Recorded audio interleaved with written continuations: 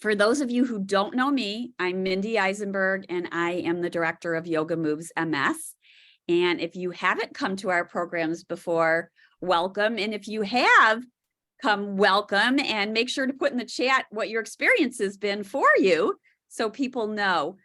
We provide adaptive yoga every day of the week with different wonderful, amazing teachers that are virtual in Michigan. We are pumping up our in-person classes as well. And we have an on-demand system so that you can take classes at any time according to your schedule. We also provide holistic health and wellness education, which is how I met Betsy Hartman. I'm always perusing who would be a great speaker for holistic health and wellness topics. And I saw an ad and I'm like, wow. And I saw an article on you, Betsy. I think it was in the MSAA publication. Yeah. And I thought, oh, this is speaking to me. We got to get Betsy. And so she presented in December and everyone was so happy. We wanted to bring her back because we knew she had more to say and do. So let me read her bio, and then without further ado, she will begin. So Betsy Hartman is a neurologic music therapist fellow. She's board certified music therapist with extensive experience working with people living with cancer, multiple sclerosis, and their families. She founded PNW Music Therapy in Seattle in 2014, and since that time has partnered with Swedish Medical Group to build and lead its flagship music therapy program at its Swedish Cancer Institute and Swedish MS Center. Betsy is passionate about developing tools and resources to help reduce pain and anxiety, improving coping skills and wellness, and enhance motor, speech, and cognitive health. In addition to her clinical work, she partners with companies to develop resources, tools, and content which improve access to and awareness of music therapy. Betsy participated in developing the award-winning music therapy resource, MS in Harmony, The Power of Music as Therapy video, and is a guest speaker for podcasts such as MS Journeys on iHeartRadio and Real Talk MS. Thank you so much, Betsy. Thank you so much for joining us today. And I'm not taking up any more time because I love listening to you and they're all going to love listening to you too.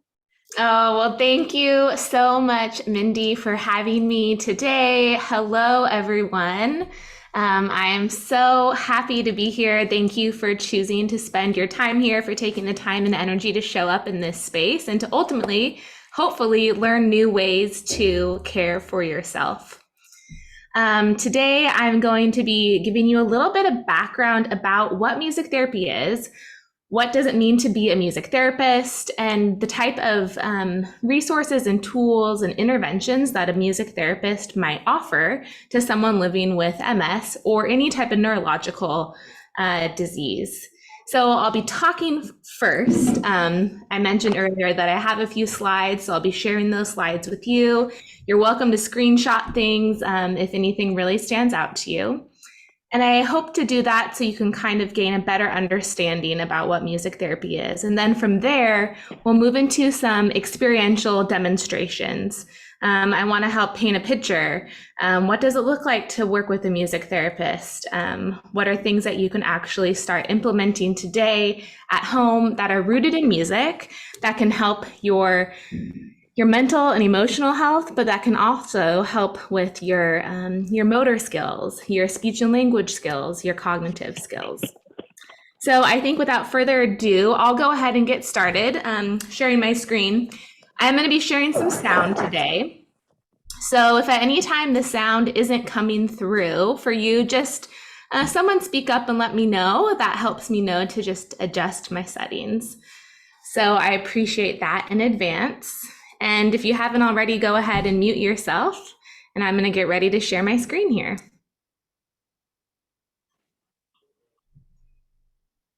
Yeah, I'm hearing a little bit of sound. So if anyone hasn't muted yet, it looks like most people are muted, but I have heard a little bit of static. So Yeah, I think there's one person that isn't muted. I saw on the Okay, I'm going to keep looking for it. And also, if you have questions for Betsy, please put them in the chat and we will make sure to get to them before we end. Yeah, I hope to have some time at the end for questions because I would really love to hear from you and answer things specifically because I know it can be hard to come across a music therapist, given upon where you're located, and we'll talk a little bit about that today too. How can you find a music therapist if you are interested in working with one? So we'll definitely save time at the end for questions. All right, I'm going to go ahead and get started here. So music therapy and MS, but I also want you to keep in mind that while this specific slide is kind of catered towards MS, this is applicable for people living with Parkinson's, stroke, traumatic brain injury, anything that you have a neuro disconnect between body and mind. These interventions and tools are fundamental across the board. And so I hope that you can kind of see how this can apply to your specific symptoms. Mindy gave a great introduction, but here is me. I am in Seattle, Washington. I'm the founder and director of my private practice, PNW Music Therapy, and I have worked exclusively in the oncology setting and MS setting for the past several years now. I love working in MS. It's been incredible to see the effects and benefits that music has for people. For me, my greatest joy is helping people, whether you're a musician or not. Most of the people I work with have no background or experience in music whatsoever. And my greatest joy is to be able to give people the gift of music, helping people learn that you don't need to know how to play an instrument. You don't need to be able to carry a beat, but you can still immensely benefit from the fundamental components of music, from rhythm, from melody, from pitch, from sound. Not only that, you can benefit from how music makes you feel. And helping people learn how to tap into the power of music, the healing power of music, is what makes my job not be work. It's just an outpouring of what I love to teach people. So what is music therapy? Maybe some of you have had the opportunity to work with music therapists or have heard a little bit about music therapy. Maybe you haven't. That's totally okay. But what's really important to know is that music therapy is evidence-based. We support individualized clinical goals, and it's important that you're working with a board-certified music therapist. Why? Because board-certified music therapists have extensive training in what we do. I'm sure you've all experienced the therapeutic benefits of music. Listening to a song on your morning commute that boosts your mood, the power of a lullaby or a soothing song at night to help you fall asleep. Yeah, that's immensely therapeutic. But board-certified music therapists actually have attended an approved university program, received their undergraduate or graduate degree in music therapy. From there, music therapists complete an internship program at an approved site. And then we have a national certification that certifies music therapists to be able to practice work. There's music therapists all over the country, all over the world. And we do have extensive training in psychology, special education, and exercise science. The advanced training that was mentioned earlier in neurologic music therapy is a specialized training that I'm going to talk a little bit more about as I keep sharing here. So what is music therapy specifically aiming to do for people living with MS? We're supporting the physical, emotional, cognitive, verbal, and social challenges and side effects of living with MS. So another thing that I love about music therapy is that we're not just supporting one small area. When you work with a physical therapist, you're working on those gross motor skills, gait training, walking. When you're working with an OT, you might be working on the skills of, activities of daily life. When you're working with a therapist, a mental health therapist, you're working on your psychosocial health. Music therapy is able to breathe life into all of those areas. Oftentimes, my work is collaborating and co-treating with other professionals, putting our disciplines together to amplify the work that you're receiving, the benefits of both of those services. Okay, so a little bit more about music therapy. There's kind of two different facets of music therapy. There's the active way that you can engage in music therapy and the receptive way that you can engage in music therapy. First and foremost, just kind of take a minute to notice for yourself, are you already having thoughts of music therapy might not be for me because I don't know anything about music? How is this ever going to benefit me? Or maybe you've had an experience where someone told you that you were bad at music, that you couldn't carry a beat, that you have no rhythm. Sadly, that's something that a lot of us may have heard as children, and we've kind of been pulled away from the gifts that music has to give us. And in this space, I just want you to know that that does not matter. That doesn't exist here. Music therapists are not looking at performance. We're not looking at how good you can be or sound on an instrument. Again, we're looking at how can music, different evidence-based music interventions help you accomplish your clinical and therapeutic goals. So music experience or confidence is not required. You wouldn't be expected to be an athlete to go to a physical therapy session, and you're not expected to be a musician to go to a music therapy session.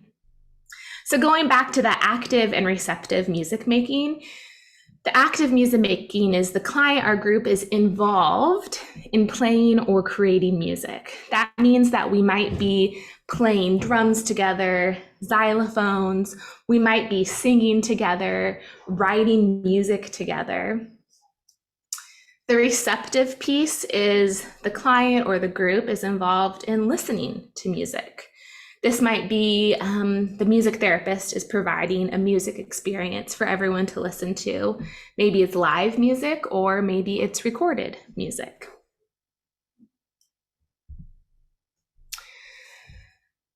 So this is, these are lyrics that were rewritten by one of the groups that I lead on a weekly basis, a music and wellness group. And as an aside, this group is offered virtually every single week on Wednesdays, Pacific time. I'm in Seattle, so 11 a.m. Pacific Standard Time.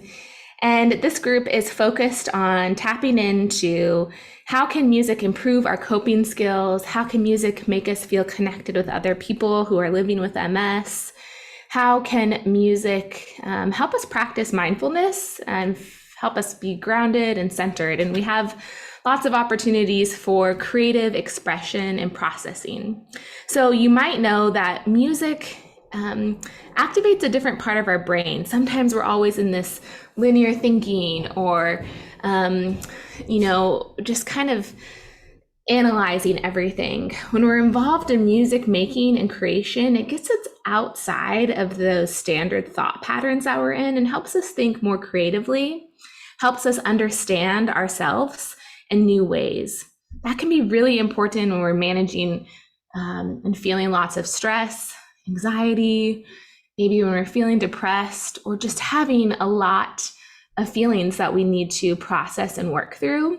Music can help us do that. And in this example you see here, this is a song that was rewritten, like I said, and it was written by a group of people living with MS, and they came together just to share, how would they rewrite the lyrics to this song? And if you haven't already read it to yourself, I'll read some of the lyrics right now. A group of about 10 people contributed to this, and they said, I am love, I am hope, I am not what MS has made of me, I am not the broken parts in my nerves, I am not the pieces of what I have become, I am strength, I am resilient, I am not the wheelchair that I am in, nor the walker that I may be using, I am not the crutches that hold me up. I am here. This is who I am. I am human. Hear me roar. Hear me cry. Hear me laugh. I am human, hear me roar. I'm not the shoulds that I was told. I'm grateful I can grow old. I am not my speed. I am not my pace. I am not my enemy. All might, all might, all might. If you've ever listened to the original song, India Ari's I Am Light, it is beautiful and profound as it is, but this version just moves me every single time. Maybe some of you are resonating with it today, with the truth. I am all of me still on the inside.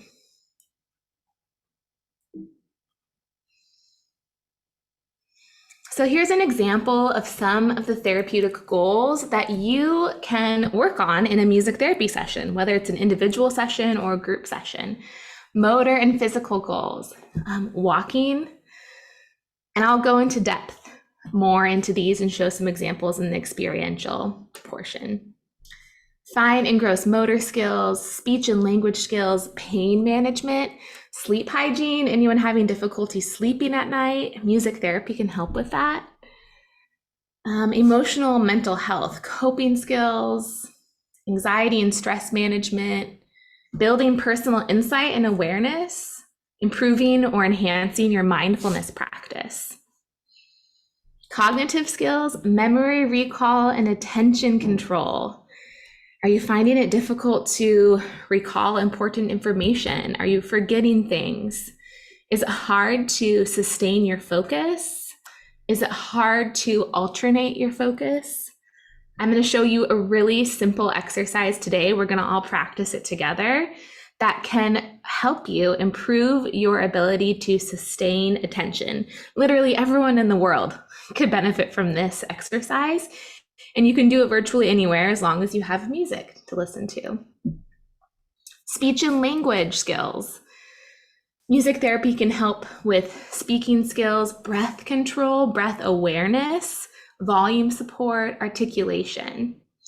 If you've ever been in a choir before, you know that it starts with breathing from your diaphragm, breathing from your belly, working on understanding all of the muscles and how they move in your mouth and in your throat. And then doing simple articulation and vocalization exercises. So choir is a really great way to help maintain and improve your speech and language skills. Another aside, at the MS Center that I provide services at, we also have a group called Singing in the Brain. This is a group that's virtual and open to anyone. They meet on Mondays. And the whole focus is how can you use singing to improve your speech and language skills and your breath support and control. So that group meets together every week and they work on singing together. In fact, I'm so proud of them. They just recorded their first virtual choir video. So they recorded their parts individually, blended it together, and made a beautiful song. So if you're looking for some speech and language support, that's a great group to try out.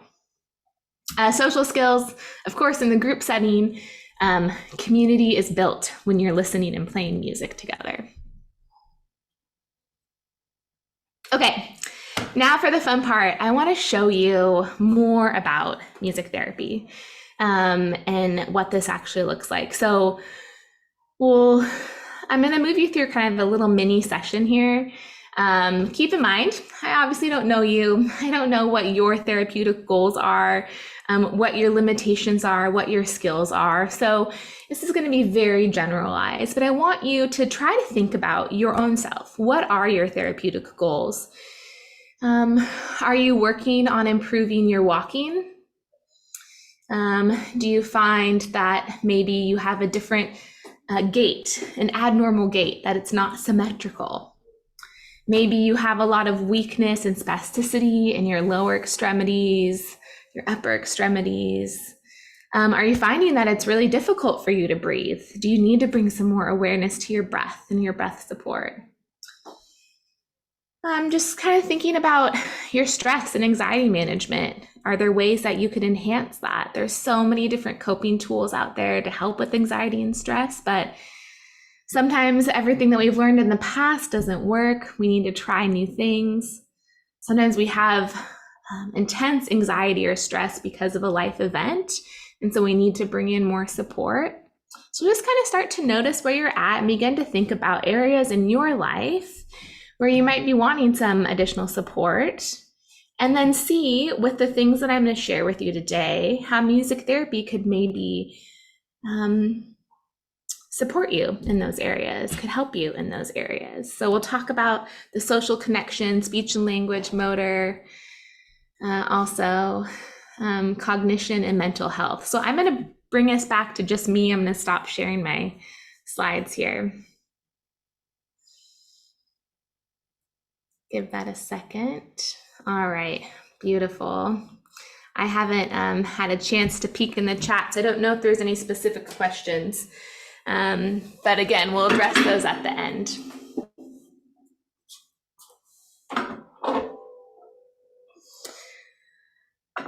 So maybe you're joining us from home today. Maybe you're in the office. Maybe you're commuting somewhere. I don't know, wherever you're at. But if you're able to, if you haven't already, allow yourself to get into a comfortable position, sitting down, standing up. Maybe you even want to lie down for a minute and start to bring some awareness to your breath. And I'm just going to play for a minute here. I'm going to assume that the sound is coming across okay, unless someone says otherwise.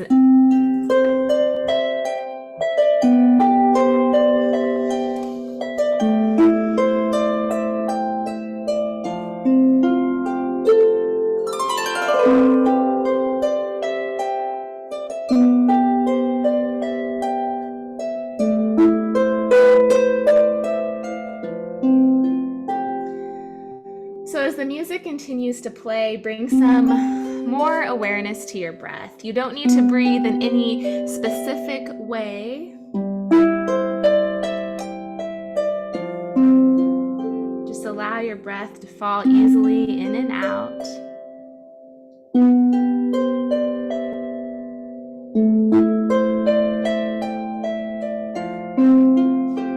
Looks like someone's having a little bit of static. Is there any other sound issues coming across? Okay, sounds like it's clear for other people. Thank you. So you continue to breathe in and out. Bring some awareness to your body. Taking any movements in this moment that feel good for you. Gentle shoulder rolls.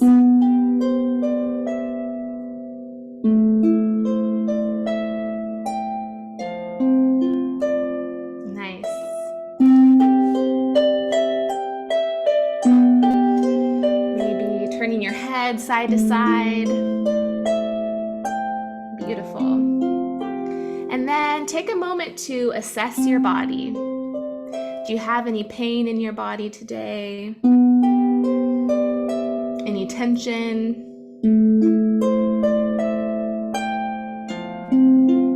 Are there parts of your body that feel really good today? Notice where your energy level is at. Your fatigue level. Just taking a minute to assess your body, noticing the surface supporting you, the temperature, clothing on your skin.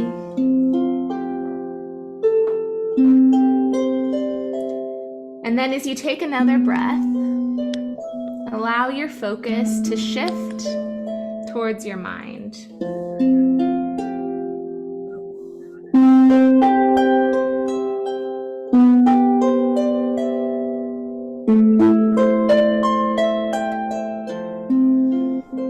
And as you check in with your mind, taking a moment to, without judgment, observe your thoughts.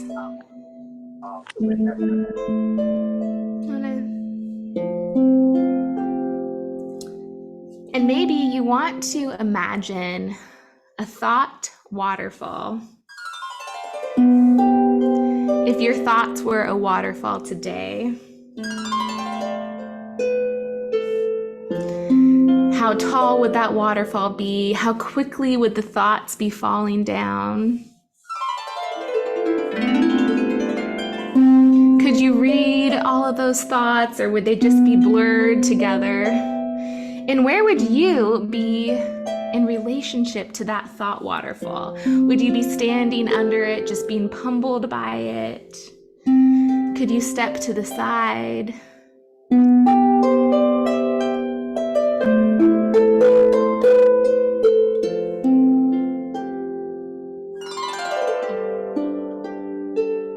Taking another breath, check in with your heart. Just notice any feelings, emotions that you're experiencing today.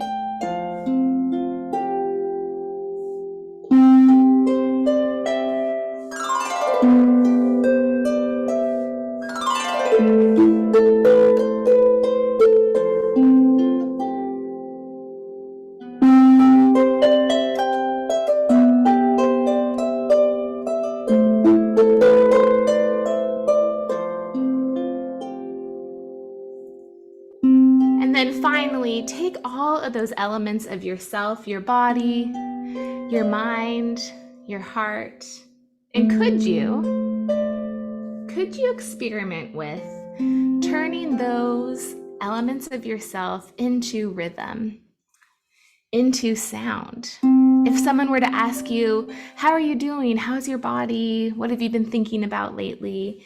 And you could only answer in rhythm or sound, what might you say? How might you respond? Would it be something like really fast, loud? Would it be slow? Maybe it would be silent.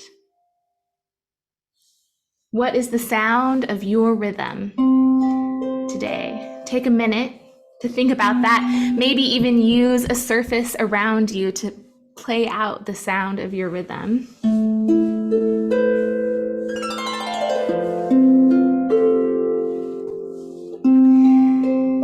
And if a rhythm starts to come to mind, notice, what do you need to do with that rhythm today? Do you just need to acknowledge, oh, this is my rhythm? Okay. Do you need to accept, oh, this is my rhythm? Okay. Maybe your rhythm needs some shifting. You need to change things up a little bit. I know that by moving your body, you can change the quality and the state and the outcome of your day, of your week. By shifting our internal rhythms, you can have a great effect. Sometimes we just need to nurture ourselves, nurture our rhythms. Hey, where I'm at today is great, and I just want to stay here and create more of this. So where are you at today?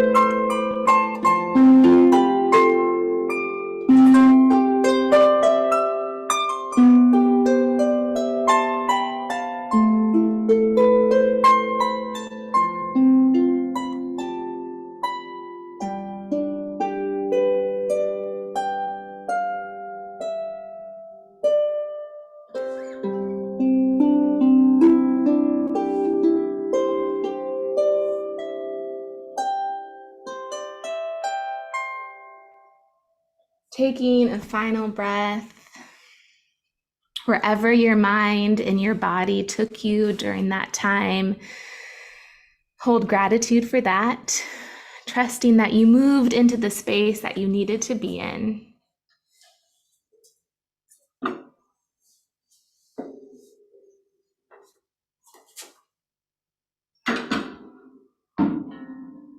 If your eyes have been closed, if you've been moving your body, gently bring yourself back to this space, back to this group, because I want to show you a few more ways that music therapy can support you. What I just led you through there was an exercise in mindfulness and meditation rooted in music to help with anxiety management, stress management, but to also help just bringing and building insight and awareness about yourself. So maybe you got a little bit of that today. Maybe you realized, hey, I'm doing great today and I just want to nurture myself. If that's the case, maybe you can think about one way that you can nurture your rhythm today. Or maybe you realized how I'm doing today, I need to make a change, I need to shift.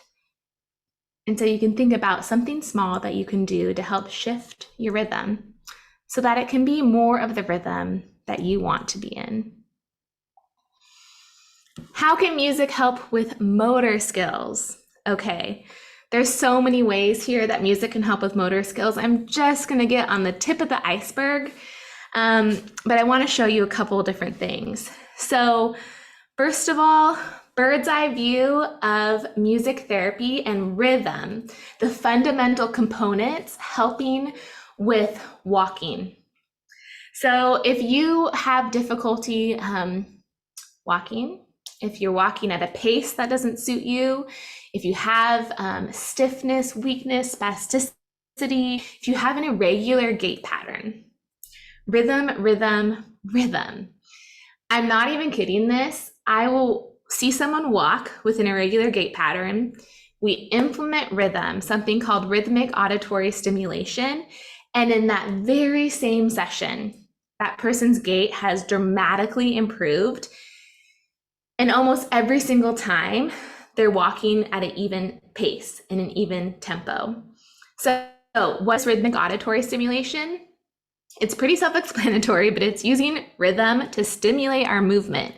When we have auditory input, we have a direct motor output without even thinking about it. It's like this, we have a subconscious physiological response when we hear rhythm. I always give the example, if you're out at a restaurant and all of a sudden you notice you're tapping your foot, and then you think, oh, I didn't even know there was music on. I didn't even realize that. Well, that's rhythmic auditory stimulation. There is rhythm happening around you. You're having a direct motor output, and your foot was tapping along to the beat of the music. In a music therapy session, I do this often in collaboration with physical therapy. We measure a person's gait. I'm specifically looking at the tempo that you're walking at. The goal isn't necessarily to go faster or slower. The goal is to even out the walking pattern. So what a music therapist does is we find the tempo, let's say it's around 70 beats per minute. And there's different tests that we do to determine what that is and what the best tempo is. And then we implement a rhythm. Now, this can be something that you kind of experiment with at home on your own. You can download a metronome app on your phone for free. You can find metronome apps, audios on your computer, on different programs. They're all over the place. But essentially, once we get that metronome going, deciding what the best tempo is, we either play just the metronome, which is that steady beat, or we find a song that is the same tempo, beats per minute, that we need. And then we teach about entrainment. Entrainment is the ability for us to mesh, to mold with music when we hear that beat. We find the beat internally, and then we train the person we're working with to march in place to that beat, and then to eventually start walking at that tempo. And what happens is, without even thinking about it, because we respond to rhythm, because we are rhythmic beings, because we know that when we have auditory input, we have a direct motor output, the person that we're working with starts walking with symmetry, predictability, their whole body straightens up. And if there's any type of left side or right side weakness, because they're focused on making that beat happen, and also at the same time not focused on it, because that's the beauty of the rhythm stimulation, their gait improves. So there's more factors that go into it when we're working with people, but I wanted to paint that picture for you if you're someone who is wanting to work on your gait, work on your walking. That is a really powerful tool that music therapists offer, again, in collaboration with physical therapy, but also just individually working with a music therapist. We also use pattern sensory entrainment, which is using melody and pitch. Things like you're having difficulty standing up from sitting to standing. We can mimic that motion using sound, thinking about on the piano, sound and rhythm and tempo, playing like an ascending scale. Ba-da, ba-da, da. That's you standing up. Ba-da, ba-da, ba, ba, ba. Standing, holding your pose, being strong, being confident, taking a breath. Ba-da, da, da, da. Sitting down. Ba-da, da, da, da, da, da. Going back down. Ba-da, ba-da, bum. Pattern sensory entrainment, rhythmic auditory stimulation, letting the music be the bridge between your brain, what you want to have happen, and your body. And then you practice with the music stimulation, and eventually neuroplasticity, you're building up new pathways to do the movements that you once were able to do, but are now challenging. So you're going to relearn how to do those movements in a different way, using music as the instigator, music as the motivator, music as the tool to help you accomplish that task. All those exercises that you do in OT or PT can be supported with music therapy, working on, let's see here, like bicep curls.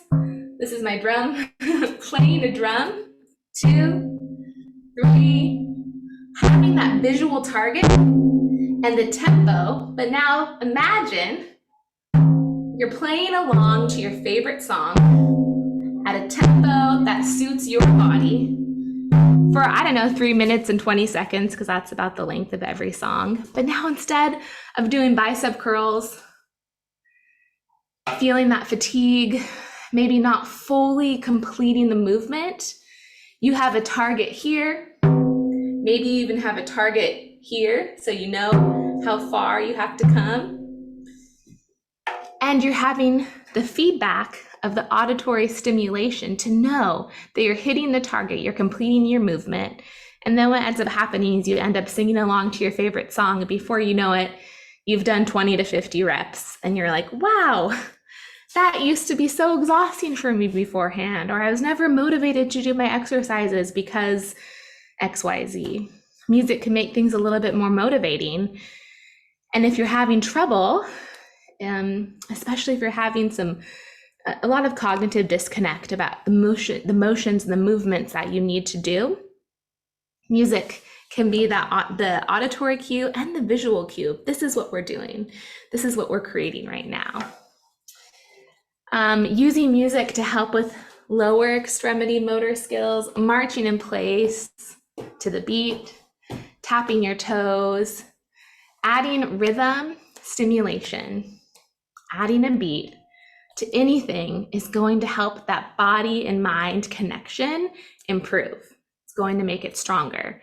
And then it also helps us feel more motivated. I'm sure there's so many of you that might turn on music when you're going for a walk or when you're wanting to move your body to help kind of boost your mood a little bit. So it's using that knowledge of what's the music that motivates me, that I like, that connects to me personally, that makes me feel happy, and then having some awareness about the appropriate tempo and speed for your body to be moving at. That's what a music therapist will help you find out and discover. Okay, so I want to give some time for questions and comments, but I have one more thing to share, and because I also want you to know how you can start using music today. So I'm just going to pause for a minute. because I can kind of share my piece at the end too. But maybe we'll open it up for a couple of questions, because I really do want to make sure that I answer any questions that people have today. What is this spurring inside of you? How is this connecting to your personal experience and your goals? Hi, Betsy. I have a few questions that I've collected from the chat, but you guys can keep writing in the chat right now, and I'll try to collect them too. And if I miss one, then please speak up. But so far, what I have is how to join a class. You've excited them for sure. Can you post the singing group so we can get involved? Mm-hmm. They wanted the lyrics. I think that was for the first exercise or song. Mm-hmm. One made a comment, love the song and the rewrite is spectacular. Does insurance cover music therapy and how much is it? Mm-hmm. And what about those who experience hearing loss and deafness? Is there still auditory input using vibrations instead of sounds? Great questions. Okay, so yeah, as far as groups go, joining my specific groups, I can certainly share that information so that you're able to join. The best thing, actually, we have a program coordinator, Erin Carper she works for the Swedish MS Center in Seattle, is to email her and let her know that you're interested in the groups, and she can send you the details. I'm going to put her info in the chat right now for those who are interested.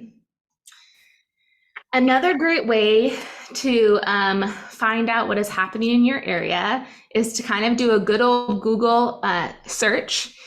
Search music therapy and MS, neurologic music therapy, and see what's coming up in your area. Looking into some of those private practices, those groups. Thankfully, so many things are offered virtually now. So hopefully, just kind of by narrowing in your search, if it's virtual, you can join it anywhere as long as the time zone works for you. But just kind of searching virtual MS and music therapy groups. You can also go to the American Music Therapy webpage, which is musictherapy.org. Sorry, that link didn't come out great. Musictherapy.org has a list of music therapists and so many great resources on their site as well. While I'm here sharing resources, msandharmony.com. This is a platform that I participated in. They now have lots of music therapists who have participated in it. But the goal of this platform was to take music therapy informed interventions and put them in the virtual world. So they're organized in categories by body, mind, so cognition, motor skills, and spirit, that's psychosocial support. And you can see all these different tools and techniques that you can implement and start implementing on your own without the help of a music therapist. So we call them music therapy informed interventions. I see another question. I'll answer the insurance question. Yes, insurance does cover music therapy. As always, it's dependent upon your provider and your benefits, but dependent upon the goals you're working on. Music therapists can often bill under speech and language or PTOT, similar goals. So that's how insurance will cover it. If you're working on motor goals with a music therapist, it can be covered under what you have available to you for PT and OT. I think someone's, oh, there we go. But then keep in mind that you're then sharing how many PT sessions your insurance provider covers with the music therapy session. So again, talk to your insurance provider about that. This is an interesting one. How does neurologic music therapy differ from other types? This term seems to be thrown out a lot, and I'm not clear what the different types are or how to evaluate. Yes. So music therapy and neurologic music therapy. Neurologic music therapy is an advanced training. There's a lot, just like anything, there's a lot of advanced trainings that you can specialize in. So music therapy is kind of that core fundamental. How do you take music and help it address people's therapeutic clinical goals?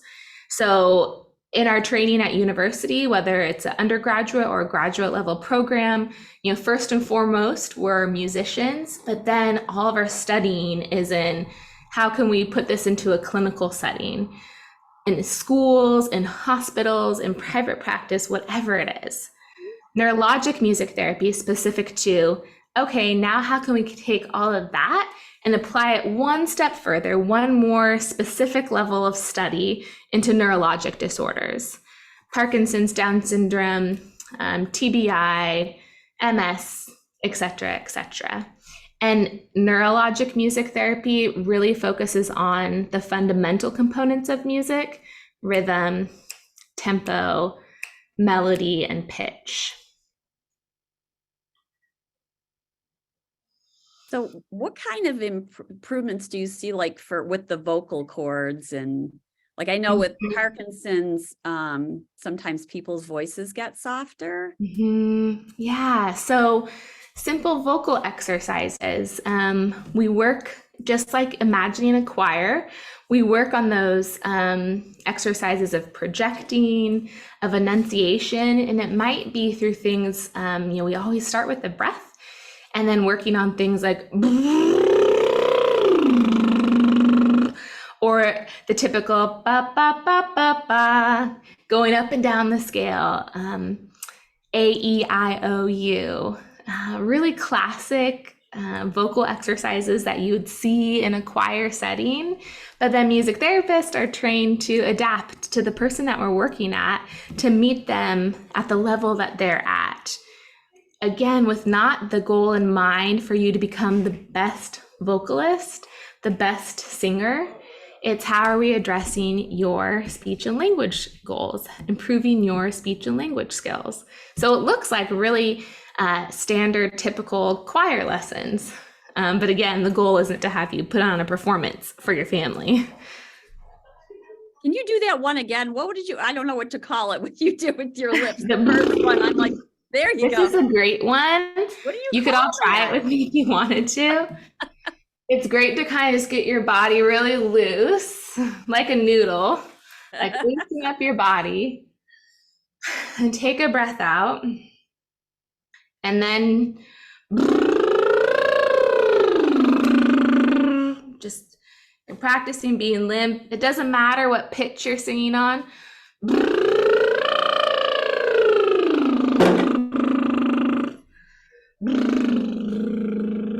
You're just kind of doing whatever sound you want.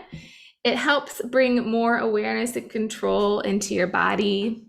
This is something that the Singing in the Music Brain group that we lead really offers and focuses on. Is that something that's a virtual class? Yes. Awesome. That is, I got to practice that one. Yeah.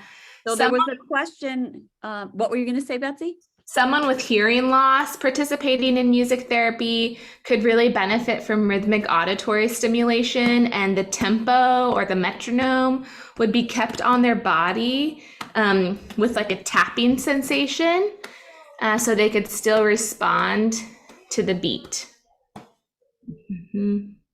Very cool. I'm going to tell my husband about that. He is 50% deaf and he plays the drums every night. I can hear it all over the house, but he's wearing, what do you call it? Soundproof ear plugs. Yeah, headphones. Yeah. It's very interesting that someone who has a loss of hearing is attracted to that. Yeah, but the drums too, specifically the vibration, the sensation, the feel, the energy output. Yeah. Someone asked for, it's still hoping you'll share the rewrite and credit to the original artist. I'm not familiar with the original song. Yeah, the original song is India Ari, called I Am Light. And the rewrite, let me see if I can share that. I had permission to put it in my slides, but I just need to check on further permissions to officially send it out into the world. That's wonderful. So people are asking if there's going to be a recording of this webinar, and yes, there will be. As soon as I get it up, it will be up, I promise you. And anyone who registered will get an email with that link.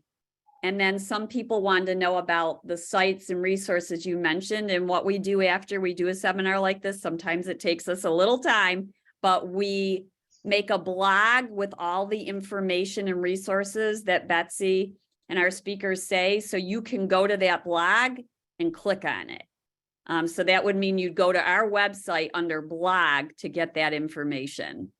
Give me a week and I'll make sure it's up. Yeah. Oh, good.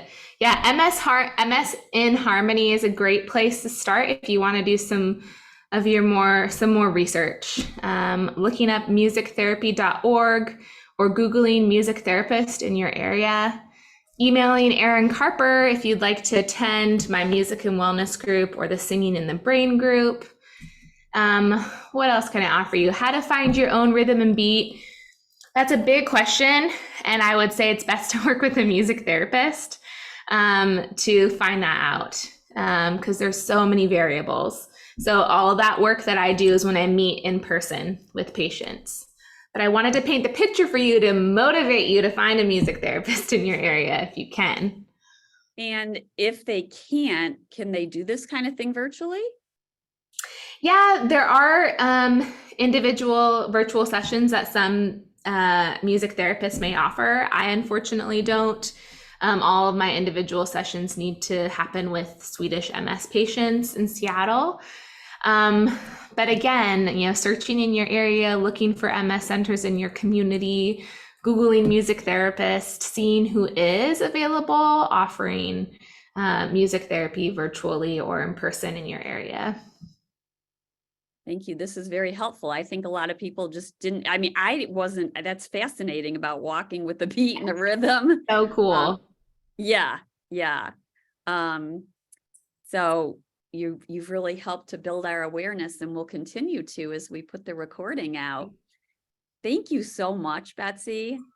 There's a few comments I could listen to her all day, especially with your beautiful voice and harp. Thank you. Well, such a privilege to be here with you all during this time. Thank you so much for having me. I hope that you can start by just bringing music into your life, making a therapeutic playlist for yourself, finding a music therapist in your area, and you're certainly welcome to attend my music and wellness group. Just email Erin Carper. Thank you so much. Thank you. Everyone, thank you for joining us today. Feel free to email me with any questions, and I'll make sure if you have a burning question that comes up as you start to think about everything that Betsy said today, and we'll make sure to get an answer for you. And having said that, Julie's going to start yoga